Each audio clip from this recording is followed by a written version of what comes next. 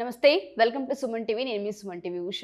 October మాసానికి సంబంధించి అసలు 12 రాశుల వరకు అసలు ఈ విధంగా ఉండబోతుంది. అండ్ దాంతోపాటు ప్రత్యేకించి ధనుసు రాశి వారు ఏ విషయాల్లో జాగ్రత్తలు వహించారన్నది సురేష్ గారిని తెలుసుకుందాం.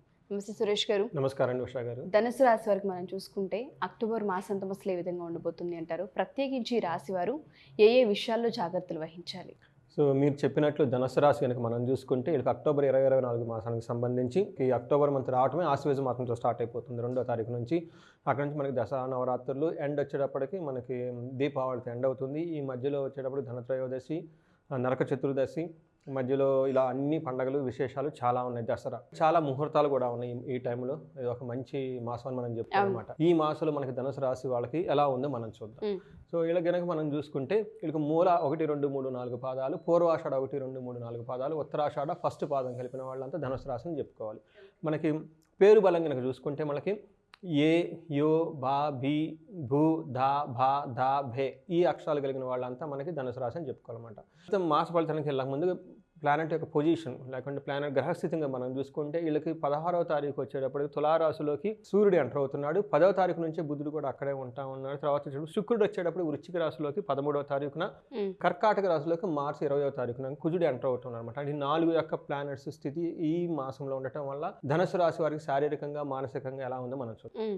సూక్ష్మ గోచారం అని చెప్పేసి లఘు గోచారం అంటారు. లైక్ ముఖ్యాంశాలు మనకు వార్తల హెడ్లైన్స్ లాగా ఎలా ఉంటుందో ఈ ఫస్ట్ దీంట్లో మనం తెలుసుకోవచ్చు అనమాట. ఇందులో మనకి ఏం చెప్తారంటే క్రియాఫలం శోకం శేష సౌఖ్యం అభయం అంటే 17వ తారీఖు ముందు ఈ లక్షణాలలో కలిగి ఉంటారు. దాని మీనింగ్ ఏంటంటే చేసిన పనికి సహజంగా వీళ్ళకి ఈ మంత్లో ఫలితం దక్కాల్సి ఉంది కానీ ఎక్కడో మిస్ అవుతుంది. అందుకు వేద ఉండటం వల్ల.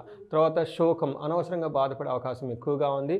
ఓవరాల్గా హ్యాపీనెస్ వచ్చే అవకాశం ఎక్కువగా ఉంది. ఇన్సెక్యూర్డ్గా ఫీల్ అయ్యే అవకాశం ఎక్కువగా ఉంది. ఫస్ట్ 17th లోపు అని చెప్పుకోండి. 17th తర్వాత మనకి ఎలా ఉందంటే ధనం ప్రకారం చాలా బాగుంటుంది కానీ ఎక్కడో బాగా అలసటగా ఉంటారు, పుష్టిగా ఉంటారు.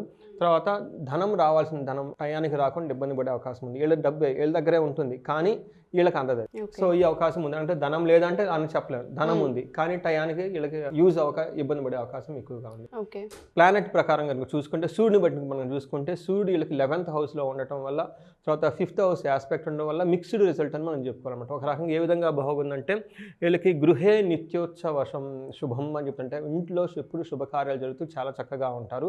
ఇది ఎప్పటి నుంచి అంటే అక్టోబర్ 17th నుంచి, అంటే ఆల్మోస్ట్ దీపావళి పండుగ ముందు ఒక 10 days చాలా బాగుంటుంది. ఈ టైంలో నిత్యంగా ఇంట్లో చక్కగా ధనలాభం ఉండటం, ఇంట్లో కులాచారాలు పాటించడం, పండగలు పాటించడం, వస్తువులు తినడం, నూతన ఉద్యోగ ప్రాప్తి. ఈ టైంలో వీళ్ళకి ప్రమోషన్స్ కానీ ఏదైనా బోనస్లు కానీ వచ్చే అవకాశం కూడా చాలా ఎక్కువ ఉందని మనం చెప్పుకోవాలి. అయితే సూర్యుడు అంత మంచిని ఇస్తూ కొంచెం నెగిటివ్ ఎఫెక్ట్ కూడా కలిగిస్తూ ఉంటాడు కాబట్టి సోమర్తనం లేజీగా ఉండే అవకాశం ఎక్కువగా ఉంది. ఉదయాన్నే లెగవటం, హార్డ్ వర్క్ చేయటం, యోగా చేయటం, మెడిటేషన్ చేయటం చేస్తే చాలా చాలా చాలా బాగుంటుంది అనమాట. బుద్ధి బలం కోల్పోయే అవకాశం ఎక్కువగా ఉంది. ధన వ్యయము, స్త్రీలతో సంతానానికి కొంచెం అనారోగ్యం వచ్చే పాయింట్లు ఎక్కువగా ఉన్నాయి. ఇవి బేసికల్గా ఏంటంటే వాళ్ళ పర్సనాలిటీ, లైఫ్ స్టైలు అవన్నీ మనం చెప్పుకోవాలి. బట్ యాక్చువల్గా అయితే చాలా బాగుందని మనం చెప్పుకోవాలి. నెక్స్ట్ మనకి కుజుడి కనుక చూస్తుంటే వీళ్ళకి 7th, 10th, 2nd హౌస్లో ఉండటం వల్ల ఈ ఇంపాక్ట్ ఉండటం వల్ల వీళ్ళకి ఓవరాల్గా కుజుడు ద్వారా వీళ్ళకి అంత ఉపయోగం అయితే ఉండదని మనం చెప్పుకోవాలి. అయితే ఎలాంటి ప్రాబ్లమ్స్ క్రియేట్ చేస్తారంటే ఈ కుజుడు కూడా మంత్ ఎండ్లో ఎలా ఉంటుందంటే వీళ్ళకి అన్న వస్త్రాదులకు లోటు, బంధుమిత్రులతో గొడవలు రావడం, ఇబ్బంది కలిగించే మాటలు మాట్లాడడం, సోదరులతో వివాదం వచ్చే అవకాశం ఎక్కువగా ఉంది. పర్టికులర్గా భార్యతో మాట పట్టింపులు వచ్చే అవకాశం ఎక్కువ ఉంది. ఇవన్నీ చూసుకుంటే మనకి ఇంటర్పర్సనల్ స్కిల్స్ అని చెప్పుకోవాలి. చాలా చక్కగా పేషెన్స్గా మాట్లాడటం. ఈ పండగ ముందు కూడా ఈ టైం ఉంది కాబట్టి వీళ్ళే కొంచెం కోపడి వాళ్ళ మీద అరిసే ఒక సిచ్యువేషన్స్ ఎక్కువగా ఉందని మనం చెప్పుకోవాలి. 10th హౌస్ కనుక మనం చూసుకుంటే కొంచెం న్యూట్రిషియస్ ఫుడ్ కాకుండా జంక్ ఫుడ్ తినే అవకాశం ఎక్కువగా ఉంది. ఉద్యోగంలో కార్య విఫలమయ్యే అవకాశం ఎక్కువగా ఉంది. శత్రుత్వం కలిగే అవకాశం ఎక్కువగా ఉంది. 2nd హౌస్లో కనుక చూసుకుంటే వీళ్ళు దుర్మార్గుల సమాసం పట్టే అవకాశం ఎక్కువ ఉంది. బ్యాడ్ కంపెనీ ఎక్కువగా ఉంది. కఠినంగా మాట్లాడి ధన నష్టం జరిగే అవకాశం ఎక్కువగా ఉంది కాబట్టి కొంచెం జాగ్రత్తగా ధనం విషయంలోనూ ఇంటర్పర్సనల్ స్కిల్స్ మెయింటైన్ చేసుకోవాలి. మీ చేతిలో ఉన్న ధనాన్ని మీరంతా మీరే పోగొట్టుకునే అవకాశం ఎక్కువ ఉంది కాబట్టి ధనం విషయంలో మంత్ ఎండ్లో చాలా కేర్ఫుల్గా ఉండండి. అంటే పండగలు కూడా వస్తున్నాయి కాబట్టి మనం ఎక్కువ ధర పెట్టుకుంటాం అనవసరంగా. ఇలాంటి అవకాశాలు ఎక్కువగా ఉంది కాబట్టి జాగ్రత్తగా ప్లానెడ్గా ఉంటే బాగుంటుంది. శుక్రుడు వీళ్ళకి చాలా మంచి చేస్తున్నాడని మనం చెప్పుకోవాలి. సో వీళ్ళకి 12th హౌస్ 6th హౌస్లో ఉండటం వల్ల ఏమవుతుందంటే తాత్కాలికమైన సుఖాలు, ధనలాభం ఓవరాల్గా ఉంటుంది, సుఖం ఉంటుంది, విఘ్నం కలిగే అవకాశం ఎక్కువగా ఉంది.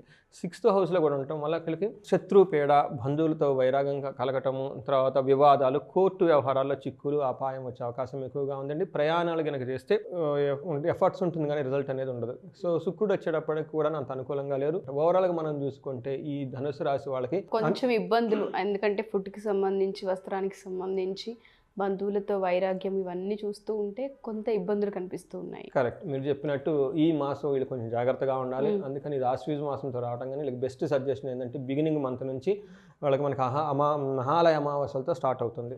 సో ఆ రోజున పితృదేవతలని వాళ్ళని స్మరించుకోవటం, పూజ చేయటం, ఏదైనా వాళ్ళకి దాన ధర్మాలతో స్టార్ట్ చేసి అక్కడ నుంచి కంటిన్యూగా దేవీ నవరాత్రులు కనుక శుభ్రంగా చేసుకుంటే చాలా చక్కగా ఉంటుంది ఈ మంత్. ఆ మంత్లో ఉన్న ఈ మంతే కాదండి, ఆ తర్వాత వచ్చే ఇయరంతా కూడా వాళ్ళకి చాలా బాగుంటుంది అని చెప్పేసి మన సలహా వాళ్ళకండి. తర్వాత మనకి నక్షత్రం ప్రకారం చూసుకుందామండి. మూలా నక్షత్రం ప్రకారం మనం చూసుకుంటే వీళ్ళకి శుక్రుడు వల్ల కంఫర్టబుల్ లేకుండా ఇబ్బంది పడే అవకాశం ఎక్కువగా ఉంది ఆ మాసం అంతా. బుధుడి వల్ల ఏమవుతుందంటే సౌఖ్యము, పరవశం, చాలా సౌఖ్యంగా ఉంటారు, చక్కగా హ్యాపీ అని మూమెంట్స్ కలిపే అవకాశం ఎక్కువగా ఉంది. కుజుని వల్ల లాభం ఉంది. మూల నక్షత్రం వాళ్ళకి సూర్యుడి వల్ల కూడా లాభం చూపిస్తుంది. ఓవరాల్గా మనం చూసుకుంటే వీళ్ళకి 6 విషయాల్లో 2 విషయాలు బాగలేదు, 4 విషయాల్లో బాగుంది. హెల్త్ విషయంలో కొంచెం కేర్ఫుల్గా ఉంటే సరిపోతుంది, మిగతా అంతా చాలా బాగుందని మనం చెప్పుకోవాలి. పూర్వాషాఢ నక్షత్రం వాళ్ళకి కనుక చూసుకుంటే మాసం అంతా ఎండ్, ఎన్ని కష్టాలు పడినా లాభంతో ముగుస్తుంది. పరవశంగా హ్యాపీగా మూమెంట్స్ టైం స్పెండ్ చేస్తారు, సౌఖ్యంగా ఉంటారు. శారీరకంగా ఇబ్బందులు వచ్చేసి ధనం నష్టం వీళ్ళకి చూపిస్తుంది. ఈ విషయంలో కొంచెం కేర్ఫుల్గా ఉండాలి. పర్టికులర్గా శుక్రుని వల్ల లగ్జరీకి సంబంధించిన విషయాల్లో ధనం కోల్పోయే అవకాశం ఎక్కువగా ఉంది. నెక్స్ట్ ఉత్తరాషాఢ నక్షత్రం కనుక మనం చూసుకుంటే వీళ్ళకి క్షేమంగా ఉంటారు, చక్కగా హ్యాపీ మూమెంట్స్ గలుపుతూ ఉంటారు. తర్వాత ధనం విషయంలోనూ ఆరోగ్య విషయంలో జాగ్రత్తగా ఉండాలి. వీళ్ళు కనుక చూసుకుంటే 2 విషయాల్లో చాలా చక్కగా ఉంది, క్షేమము, మంచి హ్యాపీ మూమెంట్స్ గలుపుతారు. ధనం వాళ్ళకి ఏదో ప్లానింగ్ ఉంటే ఆ ప్లానింగ్కి తగిన విధంగా ధనం అడ్జస్ట్ అవ్వగా ఇబ్బంది పడుతూ ఉంటారు. శారీరకంగా కూడా వీళ్ళకి కొంచెం ఇబ్బంది పడే అవకాశం ఎక్కువగా ఉందని మనం చెప్పుకోవాలన్నమాట. మనకి మృత్యు నక్షత్రాలు అని చెప్పేసి ఇవి ఎక్సెప్షనల్ కేసు కింద మనకు కొన్నిసార్లు అనుకోని విధంగా ప్రమాదాలు జరిగే అవసరం, అంటే అవుట్ ఆఫ్ అవర్ థాట్స్ అంటారు కదండి, out of our planning incidents జరిగే అవకాశం ఎక్కువగా ఉంది. పూర్వాషాఢ నక్షత్రం వాళ్ళు చాలా కేర్ఫుల్గా ఉండాలి. ఎందుకంటే వాళ్ళకి స్వాతి నక్షత్రంలో సూర్యుడు ఉన్నాడు, రాహు ఉన్నారు. ఉత్తరాభాద్ర నక్షత్రం, శతభిష నక్షత్రము, 5th నక్షత్రం, 7వ నక్షత్రం, వైనాశిక నక్షత్రం, స్వాతి నక్షత్రాలు 3 నక్షత్రాలు వీళ్ళకి సంబంధించిన మృత్యు నక్షత్రాలు. అంటే వీళ్ళలో పాపగ్రహాలు ఉండటం వల్ల ఈ నక్షత్రం వాళ్ళు చాలా కేర్ఫుల్గా ఉండాలి.